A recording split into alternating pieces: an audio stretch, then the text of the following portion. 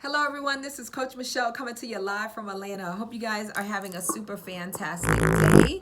And this is a quick video on what is the difference between hiring an employee or an independent contractor. So I mentioned that in my previous video, and someone commented and said, why do you recommend employees over contractors? So the short answer is I'm always thinking about liability in everything I do. I'll throw out this disclaimer. There are a few states, I say a few, but actually I only know of one, and that's Florida, depending on the type of business you're opening, depending on, what type of services that you're offering, and, if it's a registration, if it's a license and things like that, right? So don't hold this as 100% absolute for the United States. However, most states require you to hire caregivers as employees, right?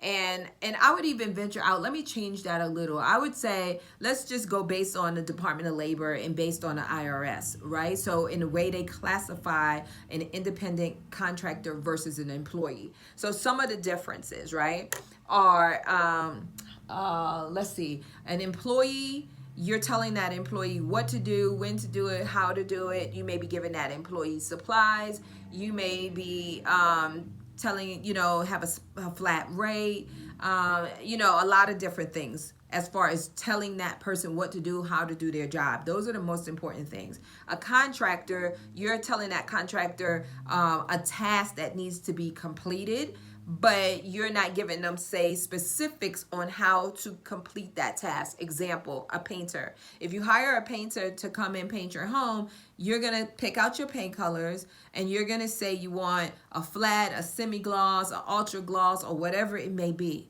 However, you may even say, I want Benjamin Moore paint, or I want Sherwin-Williams paint, or whatever the case may be.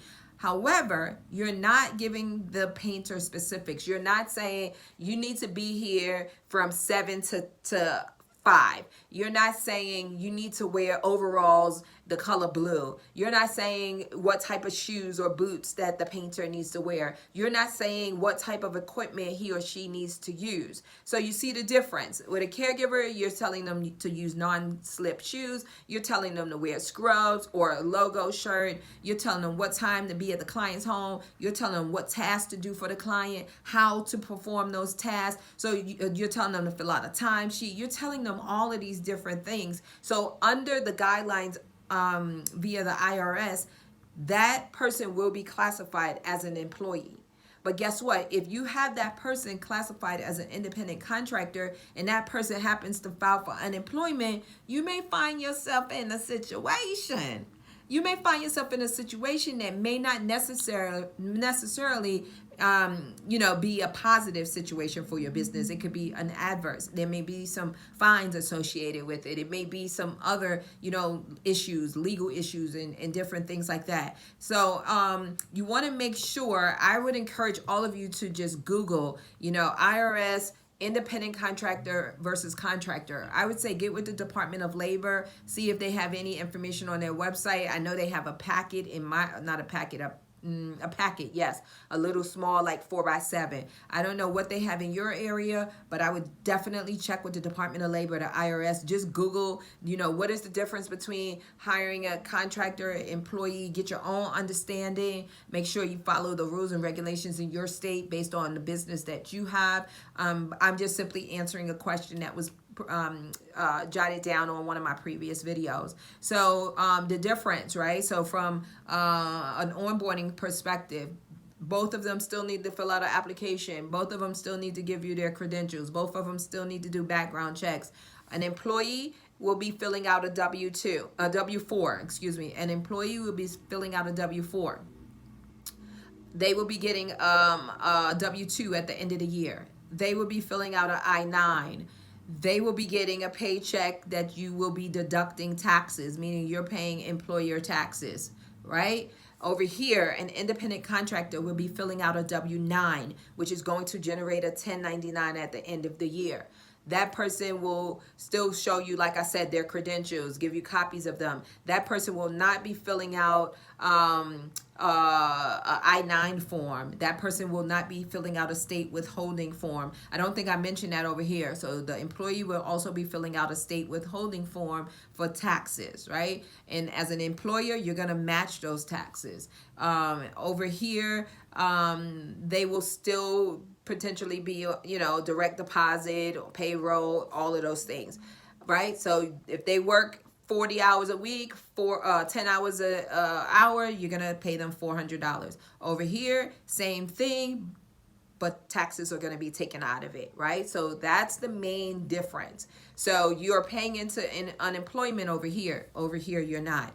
With both of them, I recommend that you have workers' comp. A lot of times people have independent contractors. They don't have workers' comp because they want to save as much money as possible. They're not paying workers' comp. They're not paying unemployment, employer taxes, any of that. So their bring home, at the end of the day, their profit is higher with this concept. However, it's safer over here with this concept.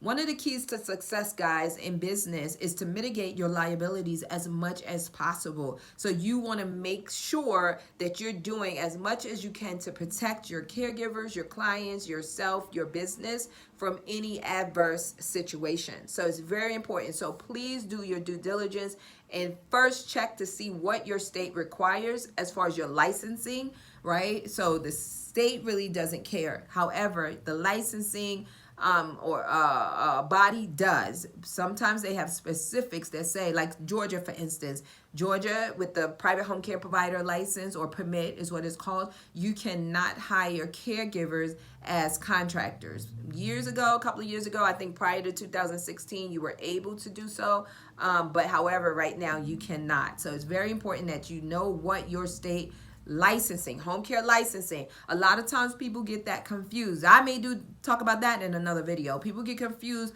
their county license or city license with a home care license. Totally different things, guys. No comparison. It's like saying it's snowing in December versus being sunny and hot in July. There's no comparison, right? And no similarity. So you want to make sure you have a clear understanding of that. And if you guys have any questions, concerns, comments, please jot them down below. And make sure you click that bell so you can be notified each and every time I drop a new video. And I would encourage you guys, because I love going live on Facebook. Make sure you check your coach out on I Am Coach Michele. And Michele has one L. And then also on Instagram. And I do have an I Am Coach Michele on Instagram, but check out my new one at Homecarepreneur, like entrepreneur, but Homecarepreneur. The information is in the description below. We have a great incentive going on right now for our VIP hybrid coaching program, where we mentor you for a full year, hold your hand, walk you through everything that you need to know, from licensing, policies, procedures, marketing, how to say, what to say, role playing, diversification, differentiating your organization from others, and so much more. So you can find that information on MicheleLeeEllis.com, MicheleLeeEllis.com. You guys take care. God bless. And I will see you on the next video. Put your comments below.